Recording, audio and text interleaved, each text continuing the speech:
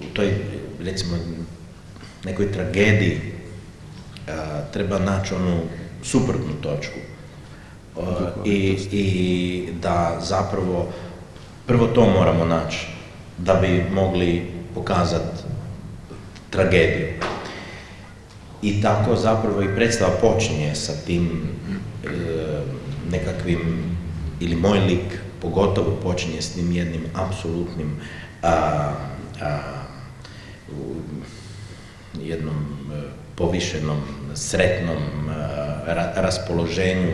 Nakon godinu dana što je otac umro, cijela ta prva scena je nekako htjela biti oslobođenje od očeve stege, od tog odgoja. On je bio general, on je tjerao nas da se budimo u 5-6 ujutro, da sviramo violinu, učimo jezike i sve to. I tako da za njih sada, u ovom trenutku, nakon godinu dana, počinje jedan drugi život koji nisu, oni tek sad počinju živjeti ili barem Andrej, on pili tu violinu, prepili sve, pili drva, radi ono što bi htio, zaljubljuje se, radi budalaštine i naravno onda kada ga uhvati dlakava životinja,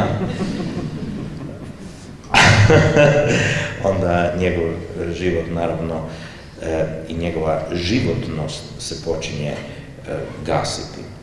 I to je zapravo, čini mi se da ima neki dobar luk, taj lik koji počinje iz jedne točke i potpuno završava u suprotnoj.